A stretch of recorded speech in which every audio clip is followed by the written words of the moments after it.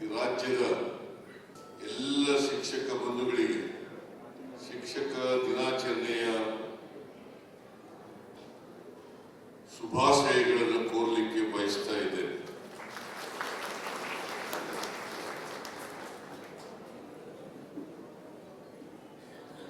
Doctor Sarvepalli Radhakrishnan ಅವರ ಜನ್ಮದಿನವನ್ನೇ September 5ನೇ ತಾರೀಕು ನಾವು ಶಿಕ್ಷಕರ ದಿನಾಚರಣೆಯನ್ನಾಗಿ ಆಚರಣೆ ಮಾಡ್ತಾ ಇದ್ದೇವೆ.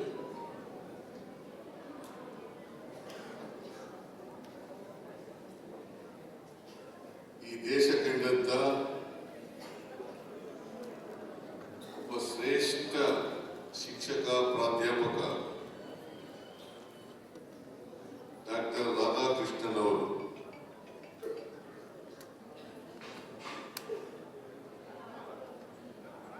ಅವರ ಸ್ಮರಣೆಗೋಸ್ಕರ ಅವರ ನೆನಪು ಮಾಡ್ಕೊಳ್ಳಿಕ್ಕೋಸ್ಕರ ಅವರ ಜನ್ಮದಿನವನ್ನ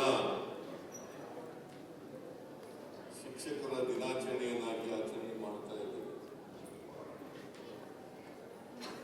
ನಾನು ಈ ಸಂದರ್ಭದಲ್ಲಿ ರಾಧಾಕೃಷ್ಣನ್ ಅವರನ್ನ ಸ್ಮರಿಸಿಕೊಳ್ತಾ ಈ ಸಂದರ್ಭದಲ್ಲಿ ಸಾವಿತ್ರಿ ಫುಲೆ ಈ ದೇಶದಲ್ಲಿ ಮೊದಲನೇ ಮಹಿಳಾ ಶಿಕ್ಷಕಿ, ಅವರನ್ನು ಕೂಡ ಸ್ಮರಿಸಿಕೊಳ್ಳಲಿಕ್ಕೆ ಬಯಸ್ತಾ ಇದ್ದೇನೆ.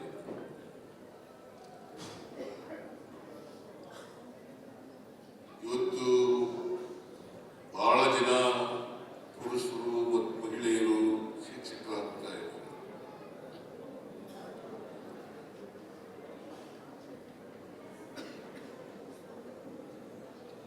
ಸರ್ವಪಲ್ಲಿ ರಾಧಾಕೃಷ್ಣನ್ ಅವರು ಈ ದೇಶದ 2ನೇ ರಾಷ್ಟ್ರಾಧ್ಯಕ್ಷರಾಗಿದ್ದಂಥವರು. ಜೊತೆಗೆ ಅವರು ಮೊದಲು ಫಿಲಾಸಫಿ ಪ್ರೊಫೆಸರ್ ಆಗಿ ನಮ್ಮ ಮೈಸೂರಿನ ಮಹಾರಾಜ ಕಾಲೇಜ್ ಫಿಲಾಸಫಿ ಪ್ರೊಫೆಸರ್.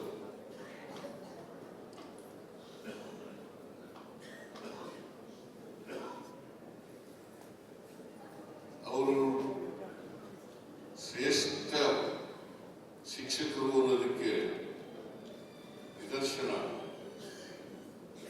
ಅವರು ಮೈಸೂರಿನಿಂದ ವರ್ಗಾವಣೆ ಆದಾಗ ಅವರ ಶಿಷ್ಯಂದಿರು ಅವರ ಮೆರವಣಿಗೆ ಮಾಡ್ತಾ ಇದ್ದಂಥ ಗಾಡಿಯನ್ನ ಸ್ವತಃ ಶಿಷ್ಯಂದಿರೇ ಹೇಳ್ಕೊಂಡು ಹೋಗ್ತಾರೆ. ಅದು ನೆನ್ಕೊಂಡ್ರೆ ಅವರು ಎಂತಹ ಶಿಕ್ಷಕರಾಗಿದ್ದರು, ಎಷ್ಟರ ಮಟ್ಟಿಗೆ ಶಿಕ್ಷಕರ ಮೇಲೆ ಆಮೇಲೆ ಶಿಷ್ಯಂದ್ರ ಮೇಲೆ ಪ್ರಭಾವವನ್ನು ಬೀರಿದ್ರು ಅಂತಕ್ಕಂಥದ್ದನ್ನ ತಿಳ್ಕೊಳ್ಳಿಕ್ಕೆ ಸಾಧ್ಯ ಆಗ್ತದೆ. ನಾವು ಶಿಕ್ಷಕರ ದಿನಾಚರಣೆಯನ್ನು ಆಚರಣೆ ಮಾಡಬೇಕಾ, ರಾಧಾಕೃಷ್ಣನ್ ಅವರ ಜನ್ಮದಿನವನ್ನು ಆಚರಣೆ ಮಾಡುವಾಗ ಅವರಿಗೆ ಗೌರವ ಸಲ್ಲಿಸೋದು ಅಂತಂದ್ರೆ ಅವರು ಹೇಗೆ ಒಬ್ಬ ಶ್ರೇಷ್ಠ ಪ್ರೊಫೆಸರ್ ಆಗಿದ್ರು, ಶಿಕ್ಷಕರಾಗಿದ್ರು, ಅದೇ ರೀತಿ ನಾವೆಲ್ಲರೂ ಕೂಡ ಉತ್ತಮ ಶಿಕ್ಷಕರಾಗಲಿಕ್ಕೆ ಪ್ರಯತ್ನವನ್ನು ಮಾಡಬೇಕು. ರಾಧಾಕೃಷ್ಣನ್ ಅವರಿಗೆ ಉತ್ತಮ ಶಿಕ್ಷಕರಾಗಲಿಕ್ಕೆ ಸಾಧ್ಯ ಆದರೆ ಬೇರೆಯವರಿಗೂ ಕೂಡ ಉತ್ತಮ ಶಿಕ್ಷಕರಾಗಲಿಕ್ಕೆ ಸಾಧ್ಯ ಆಗ್ತದೆ. ಇದೇ ಸಂದರ್ಭದಲ್ಲಿ ಶಿಕ್ಷಕರಾಗಿ ಅತ್ಯುತ್ತಮವಾಗಿ ಕೆಲಸ ಮಾಡಿದಂಥವರು, ಉತ್ತಮವಾಗಿ ಕೆಲಸ ಮಾಡಿದಂಥವರು, ಅವರೆಲ್ಲರೂ ಕೂಡ ಶಿಕ್ಷಣ ಇಲಾಖೆ ಗೌರವಿಸಿದರು.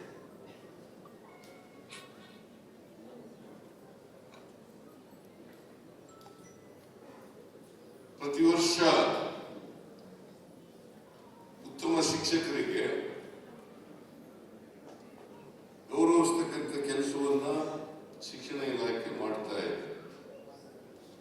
ನಾನು ಇವತ್ತು ಯಾರ್ಯಾರು ಅತ್ಯುತ್ತಮ ಶಿಕ್ಷಕರಾಗಿ ಪ್ರಶಸ್ತಿಗಳನ್ನು ಪಡ್ಕೊಂಡಿದ್ದಾರೆ ಅವರೆಲ್ಲರಿಗೂ ಕೂಡ ಅಭಿನಂದನೆಗಳನ್ನು ಹೇಳಲಿಕ್ಕೆ ಬಯಸ್ತಾ ಇದ್ದಾರೆ. ಅವರಿಗೆ ಆಯುಷ್ಯು ಆರೋಗ್ಯ,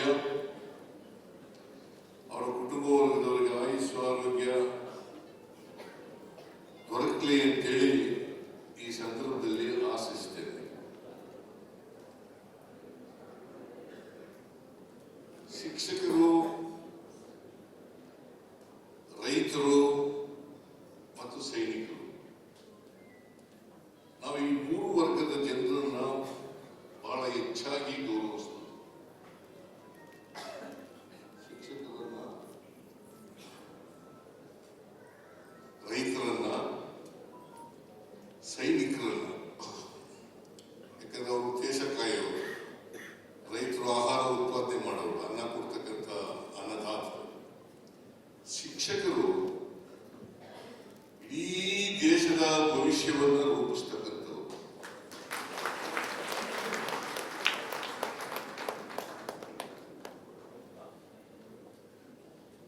ಉತ್ತಮ ಶಿಕ್ಷಕರಾದರೆ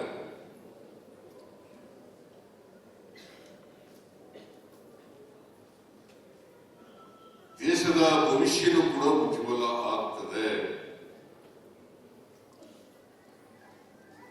ದೇಶದ ಅಭಿವೃದ್ಧಿ ಮತ್ತು ವ್ಯಕ್ತಿತ್ವ ರೂಪಿಸ್ತಕ್ಕಂಥವರು ಶಿಕ್ಷಕರು ಅಂತಕ್ಕಂಥದನ್ನ ಮರೀಲಿಕ್ಕೆ ಸಾಧ್ಯ ಇಲ್ಲ.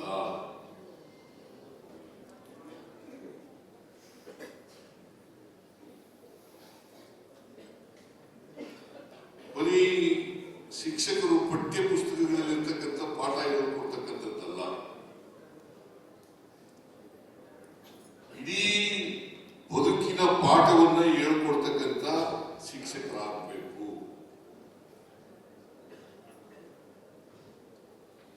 ಜೀವನದ ಪಾಠವನ್ನ ಹೇಳ್ಕೊಡ್ತಕ್ಕಂಥ ಶಿಕ್ಷಕರಾಗಬೇಕು. ಆಗ ಮಾತ್ರ ಶಿಕ್ಷಕ ವೃತ್ತಿಗೆ ಗೌರವ ಬರುತ್ತದೆ. ಯಾಕಂದ್ರೆ ಶಿಕ್ಷಕರ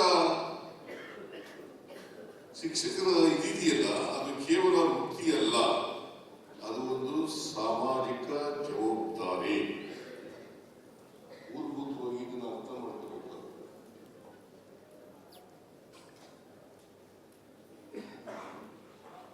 ಈಗ ಶಿಕ್ಷಣ ಕ್ಷೇತ್ರವನ್ನ ನಾವೇ ಆಯ್ಕೆ ಮಾಡ್ಕೊಳ್ತಕ್ಕಂಥದ್ದು ಒಂದು, ಇನ್ನೊಂದು ಬೈ ಚಾನ್ಸ್ ಶಿಕ್ಷಕರಾಗ್ತಕ್ಕಂಥದ್ದು ಇನ್ನೊಂದು. By choice, by chance.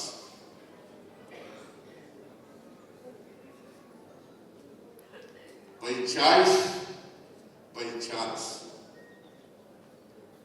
ನಾನು ನೀವೆಲ್ಲರೂ ಕೂಡ ಬೈ ಚಾಯ್ಸ್ ಮಾಡ್ಕೊಂಡಿದ್ದೀರಿ ಅಂತಕ್ಕಂಥದ್ದು ನನ್ನ ಅಭಿಪ್ರಾಯ. ಎಷ್ಟು ಜನ ಚಾಯ್ಸ್ ತಂದಿದ್ದೀರೋ, ಎಷ್ಟು ಜನ ಚಾಯ್ಸ್ ತಂದಿದ್ದೀರೋ, ಆದ್ರೆ ಎಲ್ಲ ಶಿಕ್ಷಕರನ್ನು ಕೂಡ ಬೈ ಚಾಯ್ಸ್ ಆಗಿದ್ದೀರಿ ಅಂತಕ್ಕಂಥದ್ದು ನನ್ನ ಅಭಿಪ್ರಾಯ.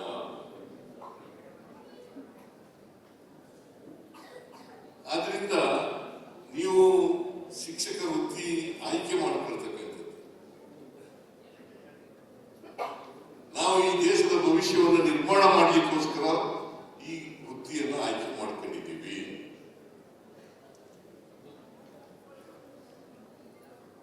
ಆಮೇಲೆ ಶಿಷ್ಯಂದ್ರಿದ್ದಾರಲ್ಲ, ವಿದ್ಯಾರ್ಥಿಗಳು, ವಿದ್ಯಾರ್ಥಿನಿಯರು, ಅದರಲ್ಲೂ ವಿಶೇಷವಾಗಿ ಪ್ರಾಥಮಿಕ ಮತ್ತು ಪ್ರೌಢ ಶಿಕ್ಷಣ ಅಲ್ಲಿ ಓದ್ತಕ್ಕಂಥದ್ದು. ಪ್ರಾಥಮಿಕ ಮತ್ತು ಪ್ರೌಢ ಶಿಕ್ಷಣ ಮಾಡ್ತಕ್ಕಂಥ ಉಪಾಧ್ಯಾಯರು ಯಾವ ರೀತಿ ಅವರ ನಡೆ ನುಡಿಗಳಿರ್ತವೆ ಅದೇ ರೀತಿ ನಡೆ ನುಡಿಗಳನ್ನು ಕಲ್ತ್ಕೊಳ್ತಕ್ಕಂಥ ಪರಿಪಾಠವನ್ನು ಮಾಡ್ತಾರೆ. ಅದಕ್ಕೋಸ್ಕರ ಎಚ್ಚರವಾಗಿರ್ಬೇಕು ಅಲ್ವಾ? ಹೌದಲ್ಲ? ನೀವೇನು ಮಾಡ್ತೀರಿ, ನಿಮ್ಮ ನಡೆ ನುಡಿಗಳು ಸಂಸ್ಕಾರ ಯಾವ ರೀತಿ ಇರ್ತದೆ ಅದೇ ರೀತಿ ವಿದ್ಯಾರ್ಥಿಗಳು ಕೂಡ ಕಲೀಲಿಕ್ಕೆ ಅಥವಾ ಕಲಿತು ಅದೇ ರೀತಿ ನಡ್ಕೊಳ್ತಕ್ಕಂಥ ಪ್ರಯತ್ನವನ್ನ ಮಾಡ್ತಾರೆ ಅಲ್ವಾ?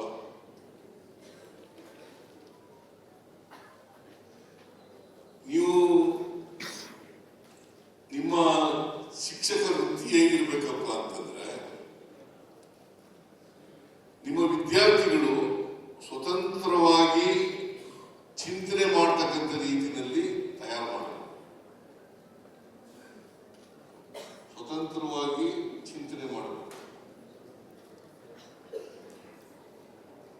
ನಾನು ವಿದ್ಯೆ ಕಲ್ತಿದ್ದೀನಿ. ನನ್ನ ವಿದ್ಯೆ ಸಮಾಜದ ಸಮಸ್ಯೆಗಳಿಗೆ ಸ್ಪಂದಿಸ್ತಕ್ಕಂಥ ರೀತಿಯಲ್ಲಿ ಇದೆಯಾ ಇಲ್ವಾ ಅಂತಕ್ಕಂಥ ಪ್ರಶ್ನೆ ಪ್ರತಿಯೊಬ್ಬ ವಿದ್ಯಾರ್ಥಿಗೆ ಬರಬೇಕು. ಸಮಾಜದ ಸಮಸ್ಯೆಗಳಿಗೆ ಈಗ ನಮ್ದು ಸಮಾಜ ಹೇಳಿ ಕೇಳಿ ಮೊದಲಿಂದ ಕೂಡ ಜಾತಿ ವ್ಯವಸ್ಥೆ ಇರ್ತಕ್ಕಂಥ ಸಮಾಜ. ನಾವು ವಿದ್ಯಾರ್ಥಿಗಳಾದವರು ಜಾತ್ಯತೀತರಾಗಿ ಇರಬೇಕೇ ಹೊರತು ಅನಾದಿ ಕಾಲದಿಂದ ಬಂದಿರತಕ್ಕಂಥ ಜಾತಿ ವ್ಯವಸ್ಥೆಯಲ್ಲಿ ರಾಜಿ ಮಾಡ್ಕೊಳ್ತಕ್ಕಂಥದ್ದಲ್ಲ. ಇದು ಒಂದು. ಎರಡನೇದು, ವೈಜ್ಞಾನಿಕತೆ ಮತ್ತು ವೈಚಾರಿಕತೆಯನ್ನು ಬೆಳೆಸಿಕೊಳ್ತಕ್ಕಂಥದ್ದು ಅತ್ಯಂತ ಅವಶ್ಯ. ಪ್ರತಿಯೊಬ್ಬ ವಿದ್ಯಾರ್ಥಿಯೂ ಕೂಡ ವೈಜ್ಞಾನಿಕವಾಗಿ ಯೋಚನೆ ಮಾಡಬೇಕು, ತರ್ಕಬದ್ಧವಾಗಿ ಬದುಕನ್ನು ಅರ್ಥ ಮಾಡ್ಕೋಬೇಕು, ಸಮಾಜವನ್ನ ಅರ್ಥ ಮಾಡ್ಕೋಬೇಕು, ಮತ್ತೆ ನಮ್ಮ ಜೀವನ ವೈಚಾರಿಕತೆಯಿಂದ ಕೂಡಿರಬೇಕು. ಅಂತ ವಿದ್ಯಾರ್ಥಿಗಳನ್ನ, ಶಿಷ್ಯರನ್ನ ತಯಾರು ಮಾಡತಕ್ಕಂಥದ್ದು ಎಲ್ಲ ಶಿಕ್ಷಕರ ಜವಾಬ್ದಾರಿ. ಇದನ್ನೇ ಸಾಮಾಜಿಕ ಜವಾಬ್ದಾರಿ ಅಲ್ವಾ? ಇವತ್ತು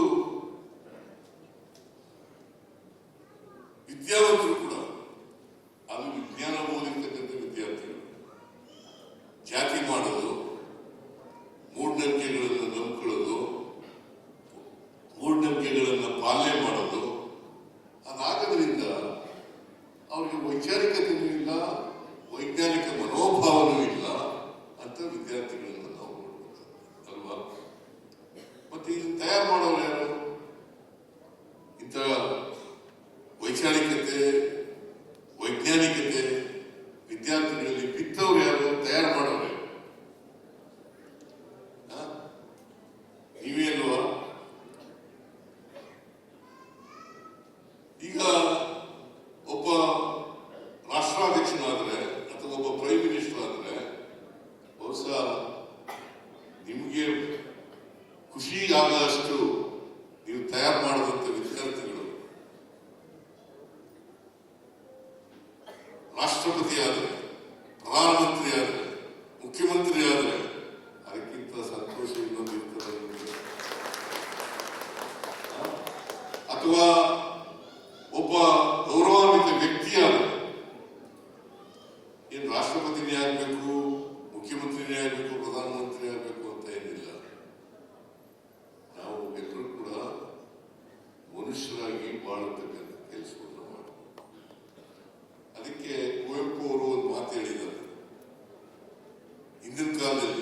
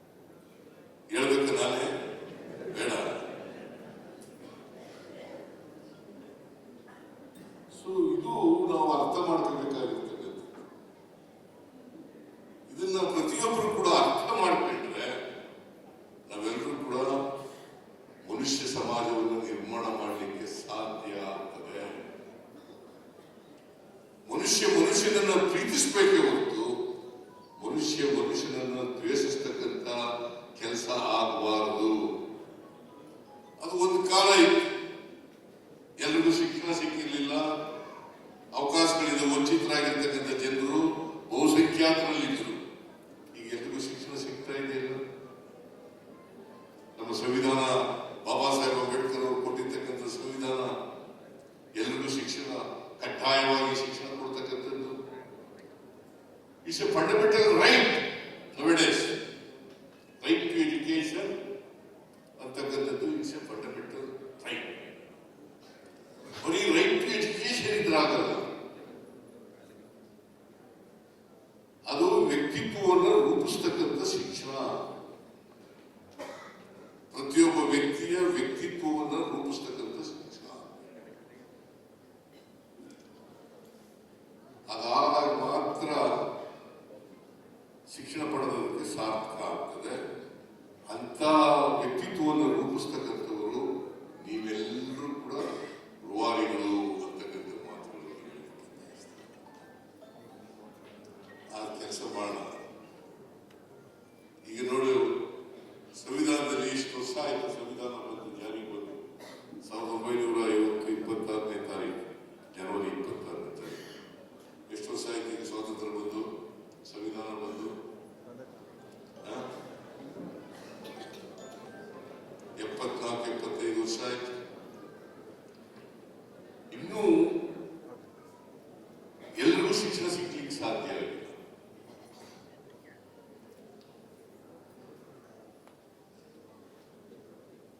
ಇನ್ನೂ 76-75% ಮಾತ್ರ ಶಿಕ್ಷಣ ಸಿಗ್ತಿರ್ತಕ್ಕಂಥ. ಈ ದೇಶದಲ್ಲಿರ್ತಕ್ಕಂಥ ಎಲ್ಲ ಜನರಿಗೆ ಶಿಕ್ಷಣ ಸಿಗ್ತಕ್ಕಂಥದ್ದು ಆಗಲೇಬೇಕು. ಮತ್ತೆ ಗುಣಮಟ್ಟದ ಶಿಕ್ಷಣ ಸಿಗ್ತಕ್ಕಂಥದ್ದು ಆಗಬೇಕು. ಆಗ ಮಾತ್ರ ಒಂದು ಮನುಷ್ಯ ಸಮಾಜವನ್ನು ನಿರ್ಮಾಣ ಮಾಡಲಿಕ್ಕೆ ಸಾಧ್ಯ ಆಗ್ತದೆ. ಮನುಷ್ಯತ್ವ ನಾವು ಮನುಷ್ಯರು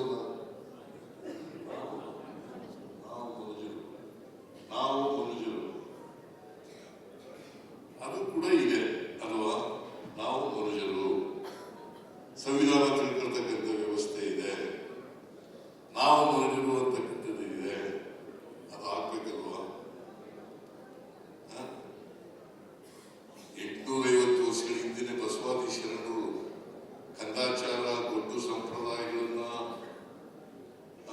ಕರ್ಮ ಸಿದ್ಧಾಂತವನ್ನು ತಿರಸ್ಕಾರ ಮಾಡಿದ್ರು.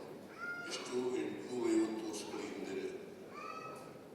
ಇವತ್ತಿನ ಆಧುನಿಕ ಕಾಲದಲ್ಲೂ ಕೂಡ ನಾವು ಮೌಢ್ಯಗಳನ್ನ, ಕಂದಾಚಾರಗಳನ್ನ ಅನುಸರಿಸ್ತೀವಿ ಅಂತಂದ್ರೆ, ಪಾಲನೆ ಮಾಡ್ತೀವಿ ಅಂತಂದ್ರೆ ನಮಗೆ ಗುಣಮಟ್ಟದ ಶಿಕ್ಷಣ ಸಿಗ್ತಾ ಇಲ್ಲ ಅಂತ ತೀರ್ಮಾನಕ್ಕೆ ಬರಬೇಕು.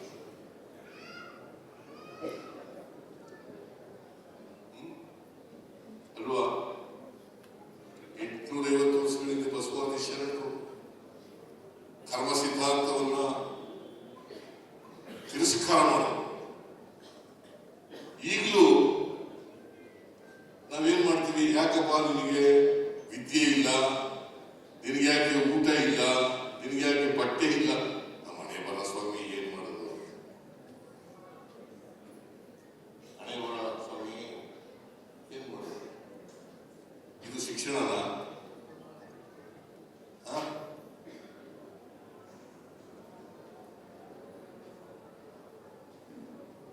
ಇದು ಕರ್ಮ ಸಿದ್ಧಾಂತ ಅಲ್ವಾ?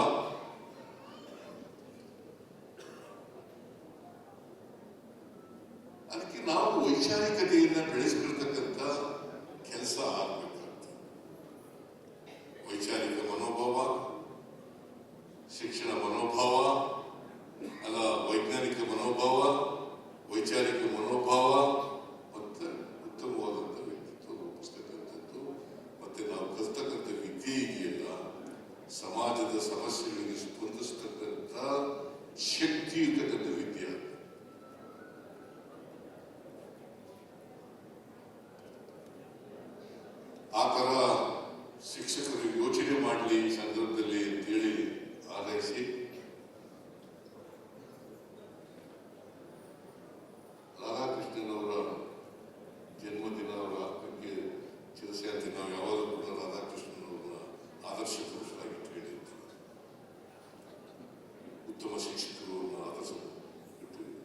ಸಾವಿತ್ರಿ ಫುಲೆಯನ್ನು ಗೌರವಿಸ್ತೀವಿ.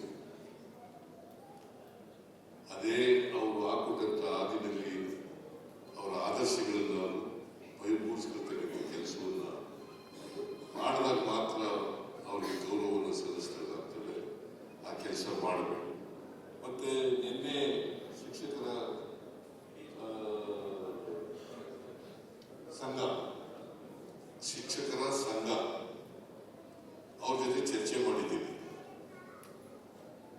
ಅವರು ಕೆಲವು ಸಮಸ್ಯೆಗಳನ್ನ ಹೇಳಿದ್ದಾರೆ. ಚಂದ್ರಶೇಖರ ಸೆಕ್ರೆಟರಿಯವರು ನಿನ್ನೆ ತಾನೇ ಭೇಟಿಯಾಗಿದ್ದಾರೆ.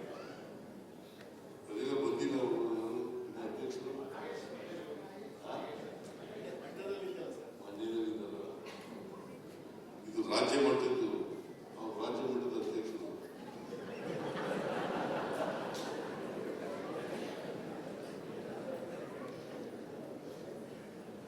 ಅವ್ರ ಜೊತೆ ಚರ್ಚೆ ಮಾಡಿದ್ರೆ ಅವ್ರ ಸಮಸ್ಯೆಗಳು ಅರಿವಾಗಿದೆ ಸರ್ಕಾರಕ್ಕೆ.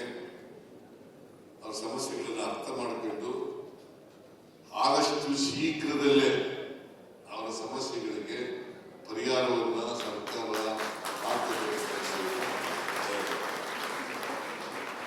ಆಗ್ಬೋದಾ?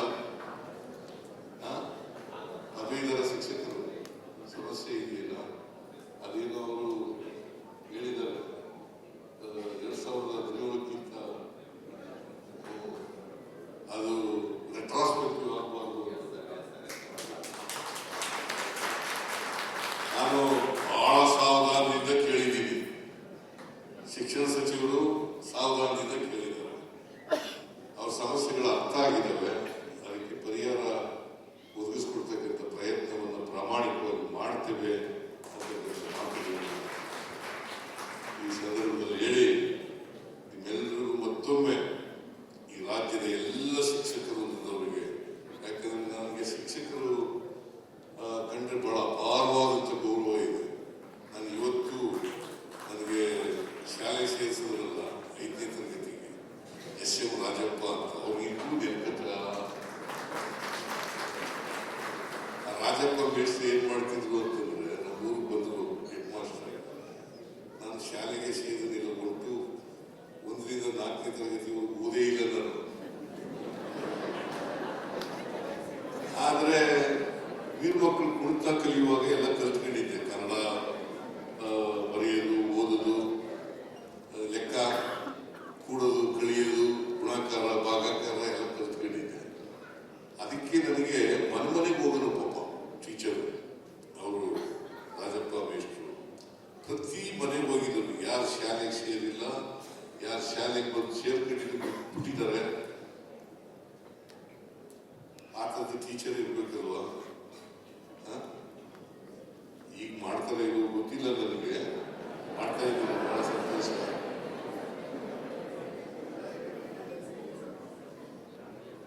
ಆಮೇಲೆ ಈ ಮಕ್ಕಳುಗಳು ತಂದೆ ತಾಯಿಗಳಿದಾರಲ್ಲ, ಬಹಳ ಪ್ರಮುಖವಾದಂಥ ಪಾತ್ರ ವಹಿಸ್ತಾರೆ. ಬಹಳ ಪ್ರಮುಖವಾದಂಥ ಪಾತ್ರ ವಹಿಸ್ತಾರೆ. ಅವರು ಮಕ್ಕಳನ್ನ ಯಾವ ಕಾರಣಕ್ಕೂ ಕೂಡ, ಈಗ ನಾವು ಅನೇಕ ಕಾರ್ಯಕ್ರಮಗಳನ್ನು ಮಾಡಿದ್ದೀವಿ. ಪೌಷ್ಟಿಕ ಆಹಾರ ಸಿಗ್ಲಿಕ್ಕೆ 6 ದಿನ, ಒಂದು ವಾರದಲ್ಲಿ 6 ದಿನ ಮೊಟ್ಟೆಗಳು ಕೊಡ್ತಕ್ಕಂಥ ಕಾರ್ಯಕ್ರಮ ಮಾಡ್ತೀವಿ. ಯಾಕಂತಂದ್ರೆ ಮಕ್ಕಳು ಪೌಷ್ಟಿಕ ಹೀನತೆಯಿಂದ ನರಳಬಾರದು. ಬಹಳ ಜನಕ್ಕೆ ಸಮಾಜದಲ್ಲಿ ಬಡತನ ಇದೆ, ಸಿರಿತನ ಇದೆ. ನಾನು ಓದುವಾಗ ಹೈಸ್ಕೂಲ್ ಹೋಗೋರಿಗೆ ಚಪ್ಪಲಿ ಹಾಕೊಂಡಿರ್ಲಿಲ್ಲ. ನಮ್ಮೂರು ಪಕ್ಕದೂರು ಹೋಗ್ತಿದ್ದೆ ನಾನು ಓದ್ಲಿಕ್ಕೆ. ಪರಿಕಾಲಲ್ಲೇ ನಡ್ಕೊಂಡು ಹೋಗ್ತಿದ್ದೆ. ಅದಕ್ಕೋಸ್ಕರ ಸೌಭಾಗ್ಯ ಕಾರ್ಯಕ್ರಮ ತಗೊಂಡು ಎಲ್ಲರೂ ಚಪ್ಪಲಿ ಹಾಕಬೇಕು, ಯೂನಿಫಾರ್ಮ್ ಹಾಕಬೇಕು, ಸಾಕ್ಷಿ ಎಲ್ಲ ಕೊಡ್ತಕ್ಕ ಇವೆಲ್ಲ ಮಾಡ್ಬೋದು. ಅದಕ್ಕೋಸ್ಕರ ಆಮೇಲೆ ನಾನು ನಮ್ಮ ಸರ್ಕಾರ ಬಂದ ಮೇಲೆ ವಿದ್ಯಾಸಿರಿ ಕಾರ್ಯಕ್ರಮ ಮಾಡೋದು. ಯಾಕೆ ಮಾಡೋದು ಅಂತಂದ್ರೆ, ನಮ್ಮಪ್ಪ ನನಗೆ ಹಾಸ್ಟೆಲ್ ಸೇರಿಸ್ತಿಲ್ಲ. ನಾನು PUC ವರೆಗೆ ನಮ್ಮ ನೆಂಟರ ಮನೆಯಲ್ಲಿ, ನಮ್ಮ ಸಂಬಂಧಿಕರ ಮನೆಯಲ್ಲಿ ಓದ್ತಾ ಇದ್ದೆ. ಆಮೇಲೆ ಡಿಗ್ರಿ ಬಂದ್ಮೇಲೆ ಅಡಿಗೆ ಮಾಡ್ಕೊಂಡು ಸಾಂಬಾರ್ ತಗೊಂಡು ಹೋಟ್ಲಲ್ಲಿ ಮಾಡ್ಕೊಂಡು ಓದ್ಬೇಕಾಗುತ್ತೆ. ಆ ಕಷ್ಟ ಪಾಪ ಬೇರೆ ಮಕ್ಕಳಿಗೆ ತೊಂದರೆ ಆಗಬಾರ್ದು ಅಂತೇಳಿ ಪ್ರತಿ ವಿದ್ಯಾಸಿರಿ ಕಾರ್ಯಕ್ರಮ ವರ್ಷಕ್ಕೆ ಎಷ್ಟು 1,500 ಅಲ್ಲ,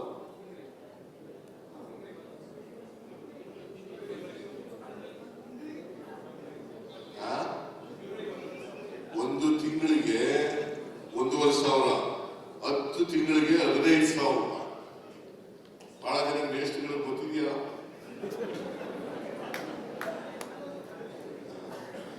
ಅದನ್ನ ಆ ಕಾರ್ಯಕ್ರಮ ನನ್ನ ಅನುಭವದಿಂದ ಮಾಡೋದು, ವಿದ್ಯಾಸಿರಿ ಕಾರ್ಯಕ್ರಮ ಮಾಡೋದು. ನಾನು ನೋಡಿ ಹೈಸ್ಕೂಲ್ ಬಂದ ಮೇಲೆ ಇರ್ವಿನ್ ರೋಡ್ನಲ್ಲಿ ಒಂದು ಅಂಗಡಿ ಇತ್ತು. ಆ ಅಂಗಡಿಯಲ್ಲಿ ಟೈರ್ ಚಪ್ಪಲಿ ತಗೊಂಡೆ ಹೋಗ್ತದೆ.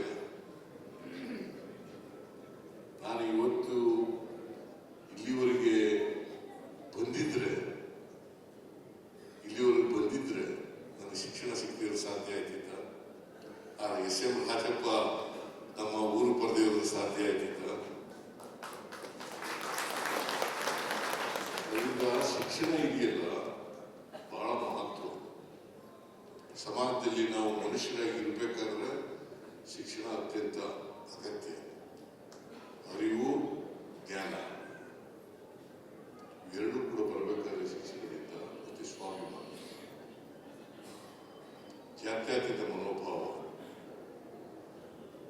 ಇವು ಬಂದಾಗ ಮಾತ್ರ ನಾವು ಶಿಕ್ಷಣ ಕಲಿತದಕ್ಕೆ ಸಾರ್ಥಕ ಆಗ್ತದೆ ಅಂತಕ್ಕಂಥ ಮಾತುಗಳನ್ನು ಈ ಸಂದರ್ಭದಲ್ಲಿ ಹೇಳಿ ನಿಮಗೆ ಮತ್ತೊಮ್ಮೆ ಎಲ್ಲ ಶಿಕ್ಷಕ ವೃಂದದವರಿಗೆ ಮತ್ತು ಇತರರಿಗೆ, ಶಿಕ್ಷಕ